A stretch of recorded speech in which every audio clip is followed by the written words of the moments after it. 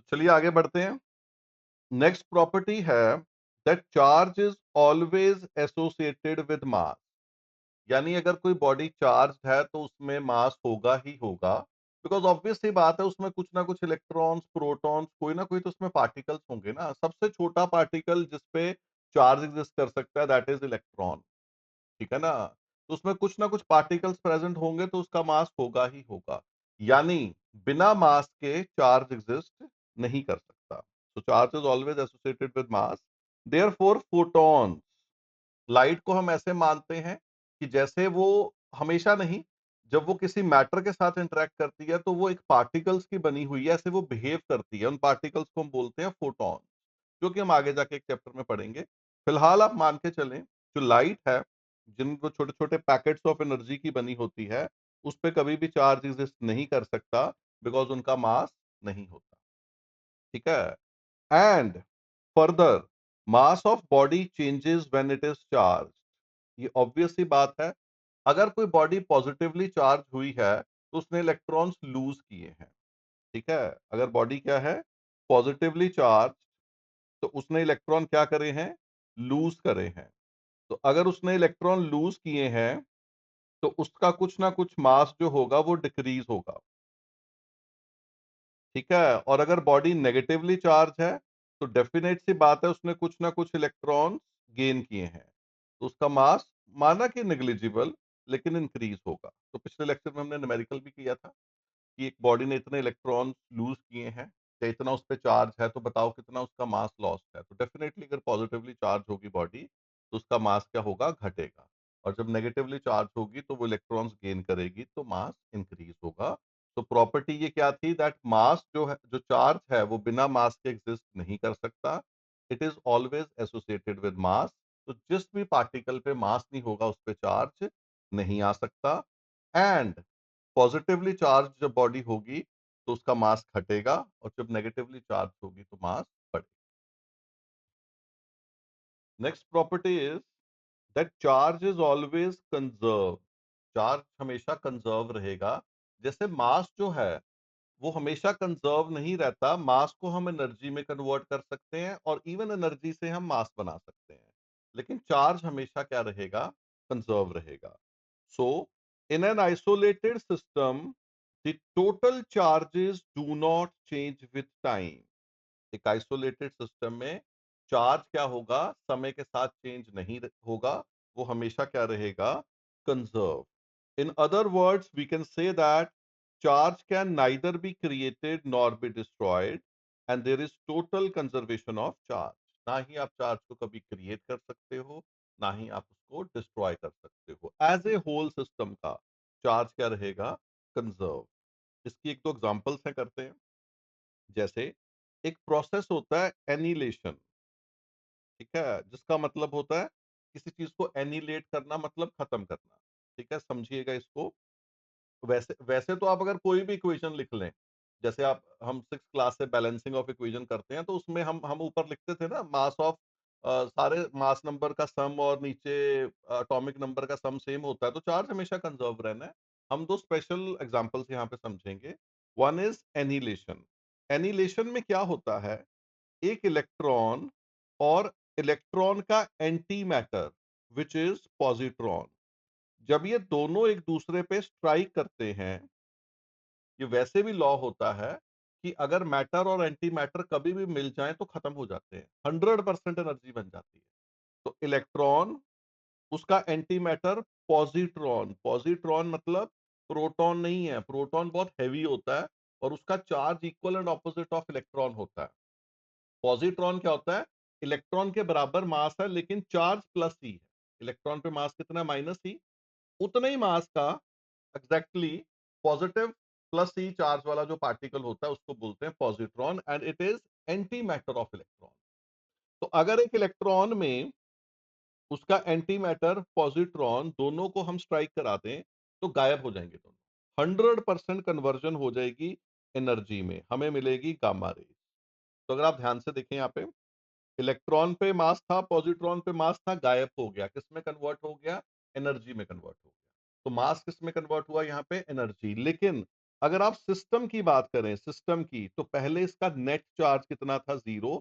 बाद में भी नेट चार्ज क्या रहा? 0। तो पूरे सिस्टम का जो चार्ज होता है वो हमेशा कंजर्व रहेगा। ठीक है, तो मैं एक बार रिपीट कर देता हूं that in an isolated system जो चार्ज होता है ना हम उसको क्रिएट कर सकते हैं ना हम उसको डिस्ट्रॉय कर सकते सिस्टम में एज ए होल। ठीक है, वो हमेशा कंजर्व रहेगा। तो यहाँ पे हमने एक स्पेशल एग्जांपल करी दैट इज एनिलेशन। तो एनिलेशन में क्या होगा? इलेक्ट्रॉन और पॉजिट्रॉन अगर स्ट्राइक किए तो दोनों गायब हो जाएंगे, सारा मास किसमें कन्वर्ट हो जाएगा? Energy in the form of gamma rays. ठीक है, लेकिन सिस्टम का टोटल चार्ज पहले भी 0 था, बाद में भी क्या रहेगा? 0।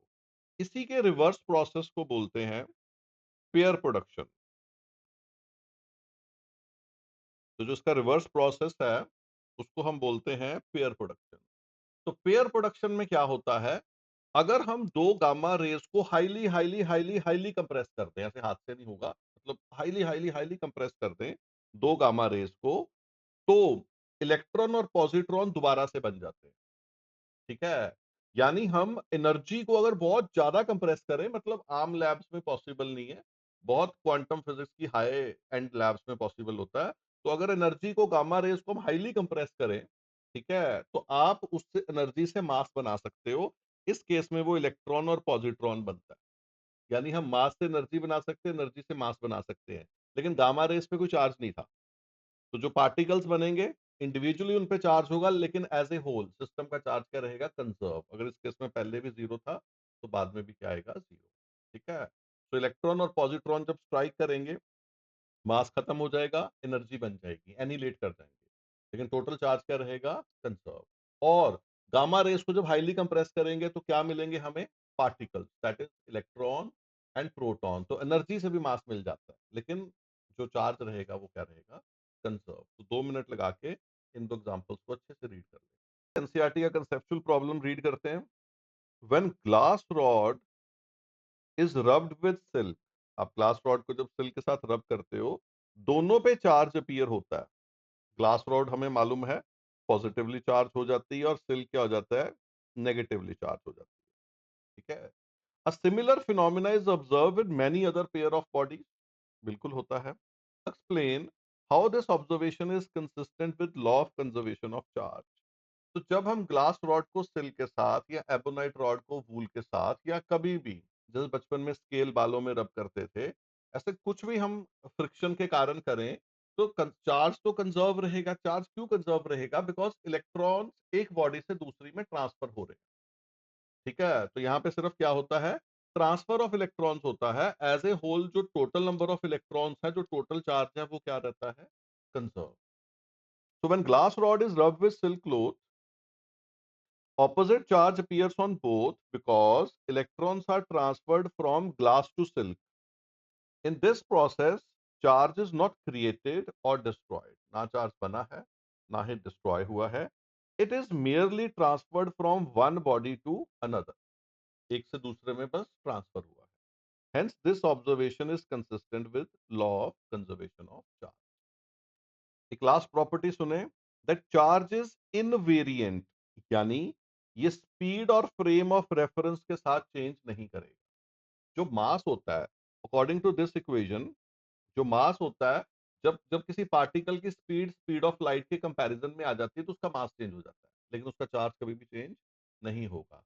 Secondly, frame of reference. Let say कोई चार्ज पार्टिकल किसी मूविंग ट्रेन के अंदर है, तो आप ट्रेन से देखें या जमीन से देखें, जो आपका फ्रेम ऑफ रेफरेंस है ऑब्जर्वर का, जहां से आप उसको देख रहे हो, उससे चार्ज को कोई फर्क नहीं पड़ेगा। यानी चार्ज इज इनवेरिएंट, यानी जितना इसका मैग्नीट्यूड है वो उतना ही रहेगा। आप कहां से उसको ऑब्जर्व कर रहे हो या ये किस स्पीड से चार्ज ट्रेवल कर रहा है, उसके साथ ये बिल्कुल भी चेंज नहीं होगा। तो यहां तक हमने जो पढ़ा है that is properties of charge. 6 की 6 प्रॉपर्टीज 2 मिनट लगा के एक बारी लेक्चर को पॉज करके अच्छे से एक बार रिवाइज करें, फिर आगे बढ़े। तो चलिए नेक्स्ट टॉपिक करते हैं प्रॉपर्टीज के बाद, that is ways of charging. Ways of charging का मतलब है कि हम बॉडी को किस तरह से चार्ज कर सकते हैं। इतना हमें पता है कि अगर बॉडी को चार्ज देना है, या इलेक्ट्रॉन उसमें से निकालने हैं या इलेक्ट्रॉन्स उसको देने हैं। तो ये करने के तीन तरीके होते हैं, या तो फ्रिक्शन के साथ, या कंडक्शन के साथ, या इंडक्शन के साथ। तो बारी बारी चीजों को पढ़ते हैं। तो तीन वेज ऑफ चार्जिंग होती है, फ्रिक्शन, कंडक्शन, इंडक्शन। बता देता हूं थोड़ा सा, पहले स्टार्ट करने से पहले। फ्रिक्शन क्लियर हो गया होगा कि हमें रब करना पड़ेगा। कंडक्शन का मतलब होता है कंडक्ट ही करवा दो, टच करवा दो। इंडक्शन थोड़ा सा हम समझेंगे, जब उसको भी पढ़ेंगे थोड़ी देर में। इंड्यूस कराना, ठीक है, उसमें टच नहीं कराएंगे, पास लेके जाएंगे। तो ये तीनों वेज कैसे होते हैं, तो पढ़ते हैं। सबसे पहला जो है that is charging by friction. तो वो जानने से पहले एक चीज होती है, एक टर्म होती है दैट इज वर्क फंक्शन, जो आपको मालूम होना चाहिए। वैसे तो आपने पढ़ा होता है केमिस्ट्री में, but still what is work function? It is minimum amount of energy required to remove an electron. तो एक इलेक्ट्रॉन को निकालने के लिए जो मिनिमम हमें एनर्जी देनी पड़ती है, उसको बोलते हैं वर्क फंक्शन। ठीक है, यानी अगर किसी का वर्क फंक्शन ज्यादा है, तो उससे इलेक्ट्रॉन निकालने के लिए हमें ज्यादा एनर्जी देनी पड़ेगी। और किसी का वर्क फंक्शन अगर कम है, तो उसमें से इलेक्ट्रॉन निकालने के लिए हमें कम एनर्जी देनी पड़ेगी। ठीक है, so it is minimum amount of energy required to remove an electron. इसकी जो यूनिट होती है दैट इज इलेक्ट्रॉन वोल्ट। जैसे 5 इलेक्ट्रॉन वोल्ट लिखा हो, तो कुछ नहीं करना आपने, आपने ई की वैल्यू रख देनी है, विच इज 1.6 इंटू 10⁻⁻19। तो ये जूल में कन्वर्ट हो जाती है। बेसिकली इलेक्ट्रॉन को रिमूव करने के लिए बहुत थोड़ी एनर्जी देनी पड़ती है, तो जूल बड़ी यूनिट है। तो इसके लिए जो कन्वीनियंट यूनिट यूज होती है दैट इज इलेक्ट्रॉन वोल्ट। उसको कभी अगर आपको जूल में कन्वर्ट करना पड़े, तो आप ई की वैल्यू रख देना, which is charge of electron. ठीक है, जैसे मैंने यहाँ पे रखा है, फिलहाल यहाँ मल्टीप्लाई मैं नहीं कर रहा। और अगर आप ई से डिवाइड कर लोगे जूल को, अगर आपके पास एनर्जी जूल में हो और आप ई से वैल्यू ऑफ चार्ज से डिवाइड कर दोगे, तो आपको एनर्जी कन्वर्ट हो जाएगी इलेक्ट्रॉन वोल्ट। ठीक है, तो पहली बात, what is work function? It is minimum amount of energy required to remove an electron. And इसकी यूनिट जो होती है, कन्वीनियंट यूनिट होती है एनर्जी की, छोटी एनर्जीज की, जब हम इलेक्ट्रॉन रिमूव करने की बात करते हैं, दैट इज इलेक्ट्रॉन वोल्ट। और उसको कैसे जूल में कन्वर्ट करते हैं हमें पता लग गया, और जूल को कैसे इलेक्ट्रॉन वोल्ट में कन्वर्ट करते हैं वो भी हमें पता लग गया। तो आगे बढ़ते हैं। So when two bodies are rubbed together, जैसे हमने ग्लास रॉड और सिल्क को रब किया था, जैसे हमने एबोनाइट रॉड को वूल के साथ रब किया था। So when two bodies are rubbed together, electrons are transferred from body with low work function to body with high work function, and obviously दोनों बॉडीज चार्ज हो जाएंगी। तो जब हम दो बॉडीज को रब करेंगे, तो टेक्निकली हम उसको एनर्जी प्रोवाइड कर रहे हैं। तो दोनों के कंपैरिजन में जिसका वर्क फंक्शन लो है, वो अपने इलेक्ट्रॉन छोड़ती जाएगी। कंपैरिजन में जिसका वर्क फंक्शन ज्यादा है, वो इलेक्ट्रॉन्स को गेन कर लेगी। यानी जिसका वर्क फंक्शन लो है, वो पॉजिटिवली चार्ज होगी, और जिसका वर्क फंक्शन ज्यादा है, वो नेगेटिवली चार्ज होगी। जैसे यहाँ पे हमें मालूम है कि हमने ग्लास रॉड को सिल्क के साथ रब किया था, तो ग्लास रॉड पे पॉजिटिव चार्ज आया और सिल्क पे नेगेटिव चार्ज आया। तो इसका मतलब पहली बात, ग्लास रॉड ने इलेक्ट्रॉन्स को लूज किया और सिल्क ने इलेक्ट्रॉन्स को गेन किया। बट ग्लास रॉड ने as compare to silk electron lose किया, that means work function of glass is less than that of silk. और जब हमने एबोनाइट रॉड को वूल से रब किया, तो एबोनाइट नेगेटिवली चार्ज हुई थी। तो नेगेटिवली चार्ज अगर एबोनाइट होता है, दैट मींस एबोनाइट का जो वर्क फंक्शन है एज कंपेयर टू वूल ज्यादा है। सेम इज हेयर एंड कोम। तो कोम जो होते हैं वो नेगेटिवली चार्ज हो जाती है, और हेयर हमारे पॉजिटिवली चार्ज हो जाते हैं अगर हम कोम को या स्केल को रब करें। रीजन वही है कि जो हेयर है उनका वर्क फंक्शन क्या होगा, कम, तो वो इलेक्ट्रॉन्स को लूज करेगी। तो what is charging by friction? जब हम दो बॉडीज को रब करते हैं, तो हम एनर्जी प्रोवाइड करते हैं। तो जब हम एनर्जी प्रोवाइड करेंगे, तो एक बॉडी जिसका वर्क फंक्शन कम है, वो इलेक्ट्रॉन्स को लूज करेगी, और जिसका वर्क फंक्शन है ज्यादा है, वो इलेक्ट्रॉन्स को गेन कर लेगी। एंड दोनों बॉडीज क्या हो जाएंगी, चार्ज। ये पहला मेथड है चार्जिंग का, which is charging by friction. तो नेक्स्ट करते हैं, that is charging by conduction. Conduction मतलब टच कराना। तो ध्यान से सुने, charging by conduction involve the contact of charged object to a neutral object. तो जैसे यहाँ पे एक चार्ज रॉड है विच इज नेगेटिव और एक न्यूट्रल स्फीयर है, ठीक है। जब हम दोनों को फिजिकल कांटेक्ट में लाएंगे तो टेक्निकली दोनों के बीच में चार्ज जो है वो शेयर हो जाएगा, ठीक है। और दोनों बॉडीज एक तो चार्ज थी और दूसरी भी चार्ज हो जाएगी। हेंस एक बार मैं रीड कर देता हूं फिर समझाता हूं। Hence when uncharged conductor is brought in contact with charged conductor, charge is shared between two conductors, दोनों के बीच में शेयरिंग ऑफ चार्ज होगा। And hence uncharged conductor gets charge. And obvious सी बात है, ड्यूरिंग चार्जिंग बाय कंडक्शन अगर आप नेगेटिवली चार्ज बॉडी लाओगे तो दूसरी भी नेगेटिवली चार्ज ही होगी, यानी दोनों पे जो चार्ज पाया जाएगा वो सेम पाया जाएगा। एक बार इसको समझें। जैसे यहाँ पे हम नेगेटिवली चार्ज रॉड को लाए थे, तो जैसे ही हम उसको न्यूट्रल स्फीयर के साथ टच करेंगे तो बेसिकली इलेक्ट्रॉन्स रॉड के पास एक्स्ट्रा हैं, वो स्फीयर की तरफ ट्रांसफर हो जाएंगे। यहाँ पे मैं एक लाइन बोलूंगा जो कि सेकंड चैप्टर में समझनी है, ठीक है। टेक्निकली चार्ज एक बॉडी से दूसरे में फ्लो करता है जब तक उनका पोटेंशियल सेम ना हो जाए, ठीक है। Second chapter is potential and capacitance, उसमें इसके बारे में डिटेल में पढ़ेंगे। तो जब तक उनका पोटेंशियल सेम हो जाएगा चार्ज फ्लो करेगा, उसके बाद फ्लो करना बंद हो जाएगा। तो दोनों का जब पोटेंशियल सेम हो जाएगा तब तक उनकी शेयरिंग ऑफ चार्जिंग होगी, और ये करने में इसको कुछ ज्यादा समय नहीं लगेगा, with in fraction of second हो जाएगा, ठीक है। तो जैसे यहाँ पे -10 कूलम चार्ज अगर रॉड पे था, लेट से अज्यूम करा, तो जब आपने टच करके हटाया तो दोनों का सम ऑफ चार्ज अब -10 आएगा। लेट से हो सकता है वो -5 -5 हो सकता है अगर इस पे -6 बचा तो फिर इस पे कितना होगा -4, उसका सम कितना रहेगा -10। वो कैसे निकालते हैं वो सेकंड में हम सीखते हैं, ठीक है, कि कितना कितना शेयरिंग होगा। अभी बस हमें इतना पता है कि अगर हम नेगेटिवली चार्ज रॉड लाएंगे और फिजिकल टच करें किसी अनचार्ज बॉडी को तो दोनों के बीच में शेयरिंग ऑफ चार्ज होगा, वो नेगेटिव चार्ज दोनों में बढ़ जाएगा। बट एक्चुअली इलेक्ट्रॉन्स कहाँ से कहाँ जाएंगे, रॉड से स्फीयर में, इस केस में। मतलब चार्ज, अगर आपने किसी बॉडी को चार्ज करना है तो इलेक्ट्रॉन तो मूव कराने ही पड़ेंगे ना, या उसको देने ही पड़ेंगे या निकालने पड़ेंगे। इस केस में उसको इलेक्ट्रॉन्स मिलेंगे तो वो नेगेटिवली चार्ज हो जाएगा।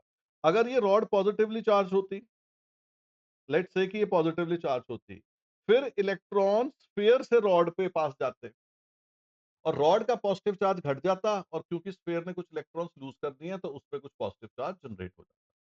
बात समझ रहे हो। लेट्स से कि इसके पास +20 कूलम चार्ज होता, तो आफ्टर हम इसको स्फीयर के साथ टच में लाते, लेट्स से एक पे रॉड पे 12 कूलम बचता तो फिर स्फीयर पे कितना आ जाता, 8 कूलम। लेकिन जब पॉजिटिवली चार्ज रॉड लाएंगे तो उसमें डेफिशिएंसी ऑफ इलेक्ट्रॉन्स है, वो इलेक्ट्रॉन्स देगा नहीं, वो खींचेगा इलेक्ट्रॉन, तो उसका अपना चार्ज कम हो जाएगा लेकिन सामने वाली बॉडी का चार्ज कुछ ना कुछ पॉजिटिव जनरेट हो जाएगा। तो जौन सी चार्ज बॉडी टच कराओगे आप न्यूट्रल बॉडी को, न्यूट्रल बॉडी पे सेम टाइप ऑफ चार्ज आएगा, ठीक है। और यहाँ पे एक चीज याद रखें कि अगर दोनों बॉडीज चार्ज हो, अगेन वही चीज जो हमने सेकंड चैप्टर में पढ़नी है, प्रॉपर टॉपिक है ये, तो कॉमन पोटेंशियल बोलते हैं। अगर दोनों बॉडीज चार्ज हो तो भी उसमें शेयरिंग ऑफ चार्ज होता है, till their potential become same, ठीक है। बट चार्जिंग ऑफ कंडक्शन में हम एक चार्ज बॉडी को किससे टच करते हैं, किसके साथ टच करते हैं, न्यूट्रल बॉडी के साथ। तो एक बार मैं रिपीट कर देता हूँ। जब एक चार्ज बॉडी को न्यूट्रल बॉडी के साथ टच में लाओगे तो दोनों के बीच में क्या होगा, शेयरिंग ऑफ चार्ज। अगर चार्ज बॉडी नेगेटिव है तो सामने वाली बॉडी बॉडी भी नेगेटिवली चार्ज हो जाएगी, टेक्निकली चार्ज बॉडी अपने इलेक्ट्रॉन्स लूज करेगी। और अगर चार्ज बॉडी पॉजिटिव है तो वो कुछ इलेक्ट्रॉन गेन कर लेगी, सामने वाली बॉडी कौन सा चार्ज हो जाएगी, पॉजिटिव, तो क्या होगा उनमें, शेयरिंग ऑफ चार्ज। ये लाइन अगर आपको समझ लगे तो ठीक है, नहीं समझ लगे कोई इतना चक्कर नहीं है। मतलब अगर सेम टाइप ऑफ चार्जेस भी हैं दुनिया में, बॉडीज में, उनको टच में लाओगे तो चार्ज उनका शेयर होगा ही होगा, ठीक है। इसकी डिटेल अभी नहीं करनी। नेक्स्ट क्या है, दैट इज, अगर, एक स्पेशल केस है जिसको आप याद रख लें, अगर बॉडीज आइडेंटिकल हैं, ठीक है, तो जो फाइनल चार्ज होगा वो एवरेज हो जाएगा। लेट्स से ये बॉडी है, बिल्कुल आइडेंटिकल बॉडी है दूसरी, ठीक है, और इन दोनों पे तीन केसेस कर लेते हैं। दो बॉडीज आइडेंटिकल है, एक पे चार्ज था 10 कूलम और एक पे चार्ज कितना था, लेट्स से 0। ठीक है? तो आपने इन दोनों बॉडीज को टच करा दिया। तो इन दोनों बॉडीज को टच कराने के बाद जो इनका चार्ज आएगा, इफ दे आर आइडेंटिकल, तो फाइनल चार्ज उनकी एवरेज हो जाएगी। 10 और 0 की एवरेज क्या होती है? 5 और 5। ठीक है? अगर एक पे चार्ज होगा, लेट्स से -10, और एक पे या +6, ठीक है? तो जो फाइनल चार्ज होगा इनको, अगर हम टच में ले आए, तो कितना आएगा? -10 और 6 कितना हो गया? -4, -4/2 एवरेज ले ले, -2, तो इन पे चार्ज -2 -2 आ जाएगा। यानी अगर एक पे चार्ज Q1 है और एक पे Q2 है, तो अगर आप इनको फिजिकली टच कराओगे, यानी चार्ज को कंडक्ट कराओगे एंड बॉडीज आर आइडेंटिकल, तो दोनों पे चार्ज कितना आ जाएगा? Q1 + Q2/2। ठीक है? यानी क्या आ जाएगी उसकी एवरेज। तो ये वाला केस आपको फिलहाल अभी याद रखना है कि बॉडीज आर आइडेंटिकल और आपने उनको टच कराया, तो फाइनल चार्ज क्या हो जाएगा? इनिशियल की एवरेज दोनों पे क्या होगा? सेम। अगर वो आइडेंटिकल नहीं है, देन हमें अगले चैप्टर में सीखना है। ठीक है? तो लास्ट करते हैं, that is charging by induction.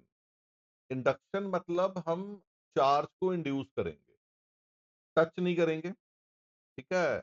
लेकिन एक बात है कि अगर बॉडी को चार्ज करना है, इलेक्ट्रॉन्स या तो उसमें से निकालने पड़ेंगे या उसको देने पड़ेंगे। ठीक है? वो भी बिना टच किए करना है। तो सीखते हैं। तो इसके लिए क्या करेंगे हम? ठीक है? तो charging by induction is more complex process than conduction, and उसकी एक एग्जांपल देखें और उससे समझेंगे। यहाँ पे हमारे पास एक मेटल स्फीयर है, ठीक है, जो इंसुलेटिंग स्टैंड के ऊपर है।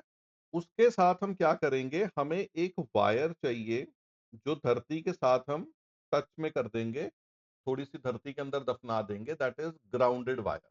टच कर देंगे तो भी चलेगा, दफनाने की जरूरत नहीं है। तो हमें एक स्फीयर चाहिए, उसके ऊपर किसके ऊपर होना चाहिए? इंसुलेटिंग स्टैंड, और साथ में एक वायर जो जमीन को टच कर देंगे, यानी उस स्फीयर की एक साइड हम ग्राउंड कर देंगे। भाई हमें इलेक्ट्रॉन्स कहीं ना कहीं से तो चाहिए ना स्फीयर के अंदर, या स्फीयर कहीं देगा। ठीक है? मूवमेंट तो करानी है। तो देखिए फिर कैसे होगा।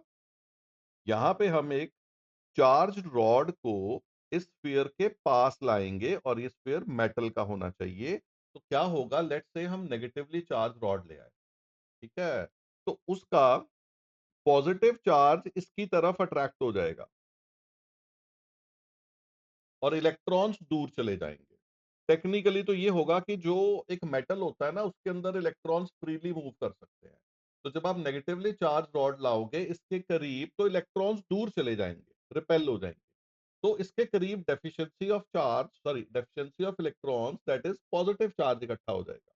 या आप सीधा भी बोल सकते हैं, अगर आप नेगेटिवली चार्ज रॉड लाए हैं, तो उसके पास कौन सा चार्ज इंड्यूस हो जाएगा? वर्ड इंड्यूस यूज करेंगे, ऑपोजिट। ठीक है?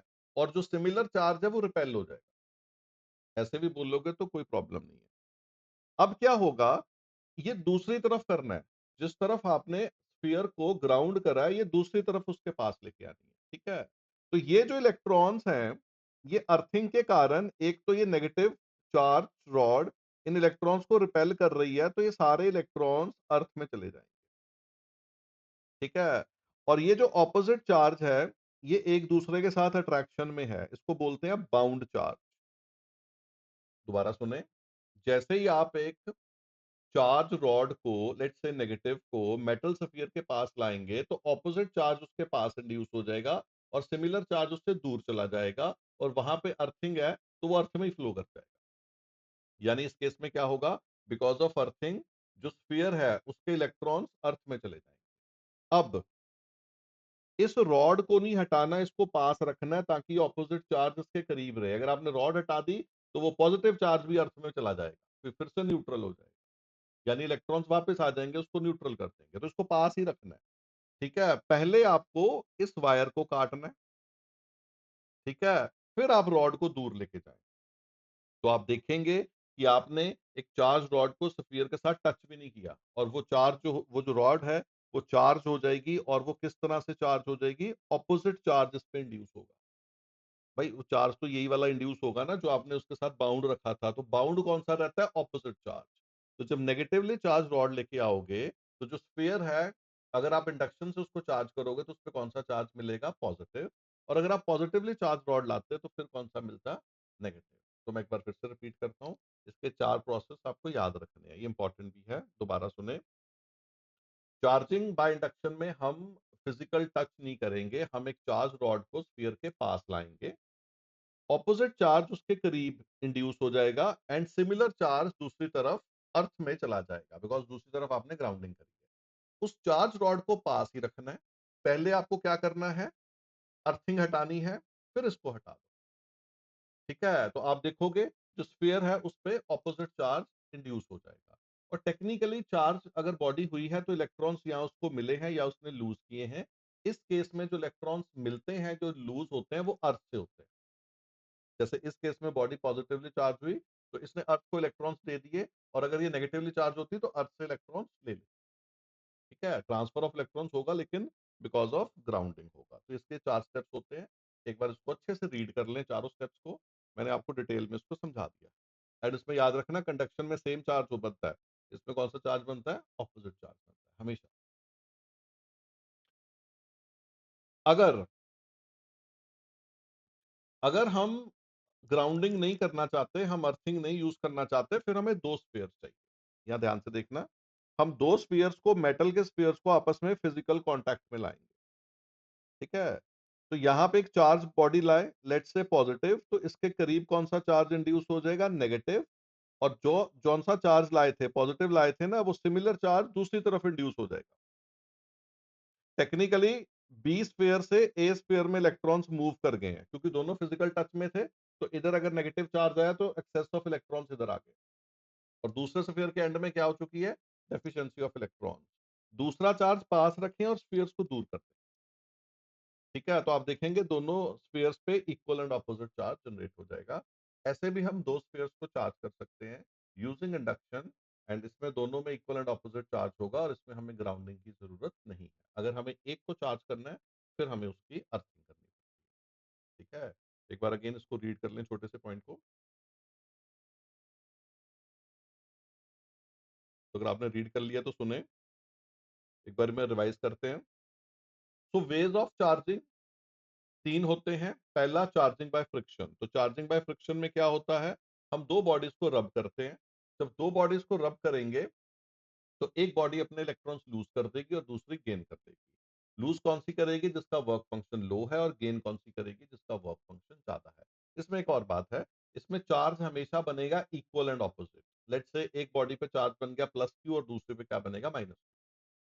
ठीक है, इसको याद रखें, इसमें कौन सा चार्ज बनता है, इक्वल एंड ऑपोजिट, बिकॉज एक ने लूज करें दूसरे में गेन करें। तो कभी हम आगे न्यूमेरिकल करें और बोलें कि दो बॉडीज को रब किया गया है, तो दैट मीन्स अगर आपने एक पे चार्ज प्लस क्यू लेट किया तो दूसरे पे क्या करोगे, माइनस क्यू। हमेशा इक्वल एंड ऑपोजिट चार्ज बनेगा। जब एक बॉडी को, चार्ज बॉडी को न्यूट्रल के साथ टच में लाएंगे तो दोनों के बीच में शेयरिंग ऑफ चार्ज होगा, इसको बोलते हैं चार्जिंग बाय कंडक्शन। ठीक है, इसमें चार्ज शेयर होगा। और अगर दोनों बॉडीज आइडेंटिकल हैं तो जो फाइनल चार्ज होगा बॉडीज पे वो एवरेज होगा। ठीक है, इंडक्शन में हम क्या करते हैं, एक चार्ज बॉडी को दूसरे के करीब लाते हैं और उसकी दूसरी तरफ अर्थिंग होती है। तो जैसे नेगेटिव लाओगे तो पॉजिटिव चार्ज पास इंड्यूस हो जाएगा, दूर कौन सा होगा, नेगेटिव, नेगेटिव अर्थ में चला जाएगा। ठीक है, तो इसमें पहले अर्थिंग को हटा देंगे तो आप देखोगे जो बॉडी है उस पर ऑपोजिट चार्ज जनरेट, हमेशा इसमें कौन सा चार्ज जनरेट होगा, दैट इज ऑपोजिट। और अगर आपने अर्थिंग नहीं करनी, देन फिर आपको दो स्फीयर्स टच में लाने पड़ेंगे। उसके करीब एक चार्ज रॉड या कोई बॉडी ले आओ, तो आप देखोगे उन दोनों में ऑपोजिट चार्ज करीब वाली जगह पे इंड्यूस हो जाएगा और सिमिलर दूर हो जाएगा, यानी उनके बीच में इलेक्ट्रॉन्स मूव करते हैं। ठीक है, फिर उनको हटा दो, दूर कर दो, बॉडी को बाद में हटाना है, तो वो दोनों क्या हो जाएंगी, चार्ज। एक छोटा सा पॉइंट और है इसमें last, that is attraction by induction. ध्यान से सुने, हम छोटे होते क्या करते होते थे, स्केल को बालों में रब करते थे तो स्केल चार्ज हो जाता था। फिर उसको छोटे छोटे पीसेज ऑफ पेपर के पास लाते थे, ये हर स्कूल में एक बार फेमस होता था एक्सपेरिमेंट, सब करके दिखाते थे, तो पीसेज ऑफ पेपर अट्रैक्ट हो जाते थे। तो बात को समझें, आपने स्केल को चार्ज किया, पीसेज ऑफ पेपर तो चार्ज नहीं थे ना, वो तो न्यूट्रल थे, तो चार्ज बॉडी न्यूट्रल को कैसे अट्रैक्ट करती है, इस बात को जरा समझें। ठीक है, तो जब आप एक चार्ज बॉडी को न्यूट्रल बॉडी के करीब लेके आते हो तो उसके पास चार्ज इंड्यूस हो जाता है, ऑपोजिट चार्ज जो होता है वो उसके करीब इंड्यूस होता है। और सेम चार्ज दूसरी तरफ इंड्यूस होता है। तो उसके करीब, तभी हम पेपर के करीब लाते थे, टच नहीं करते थे, तो उसके करीब कौन सा चार्ज इंड्यूस हो जाता है? ऑपोजिट। तो दोनों के बीच में फिर अट्रैक्शन होना पॉसिबल है। ठीक है, तो याद रखना, अगर दो बॉडीज अट्रैक्ट कर रही हैं, ठीक है, दैट मीन्स या तो दोनों ऑपोजिटली चार्ज हैं, या ये भी हो सकता है एक चार्ज है और एक न्यूट्रल है और उनके बीच में अट्रैक्शन हो रही है बिकॉज ऑफ इंडक्शन। तो अगर दो बॉडीज अट्रैक्ट करें, इसकी कोई गारंटी नहीं है कि दोनों चार्ज हैं। बट अगर एक दो बॉडीज रिपेल कर रही हैं, दैट मीन्स वो दोनों की दोनों चार्ज हैं। इसीलिए बोला जाता है दैट